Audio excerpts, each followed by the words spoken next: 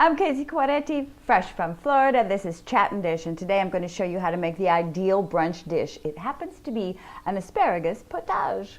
The mise en place is all organized with 12 eggs, 2 carrots that are finely grated, 4 tablespoons of butter, 1 cup of whole milk, a little salt and pepper, a cup of self-rising flour. Then we're on to 1 sweet onion, a handful each of thyme and chives. Then I've got 6 slices of Genoa salami that I have very thinly sliced, but if you want to use ham or cooked bacon, that works too. Then we're on to about 2 dozen spears of asparagus, 2 cups of white cheddar, which is a really sharp cheddar. That's it. Let's go get cooking.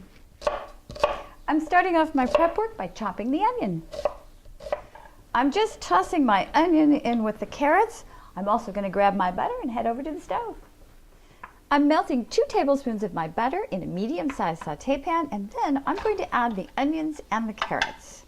I'm just going to let my onions and carrots saute for about 5 minutes. What we want to do is just let them get softened, kind of steam down just a tiny bit so they release their flavors better. I'm just going to pop the lid on and let them sit.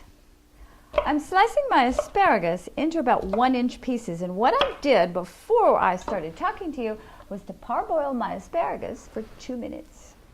I have my lovely fresh thyme stems, and in order to add them to the potage, all I'm going to do is grab the stem, pull it backwards through my fingers, and these lovely fragrant little leaves are ready to add. Right now I'm just adding my chives, and all I do is take my handful of chives, grab a pair of scissors, and just snip away. Ooh, onions and carrots are perfect. Take them off the heat and let them cool down for a couple of minutes. In go our thinly sliced Genoa salami and our 1 cup of self-rising flour. Next up goes the whole milk. That's 1 cup. I've got my whisk and I'm giving this a good mix together. I like to use a whisk rather than a spoon on this one, and make sure that you have a nice big bowl so you can kind of put some elbow grease into it and get these all mixed together really well. Our onions and carrots have cooled down enough. They're just a little bit above room temperature, but they won't cook our eggs any longer, so we can add them to our potage. Now I'm adding our grated cheddar, and what I'm going to do is hold back just a nice size handful for a topping before we put it in the oven. There we go. That should do it. Fresh ground black pepper, and be generous with the pepper and hold back a little bit tightly with the salt, simply because cheddar cheese can be a little bit salty. So I keep the salt to about a ½ teaspoon.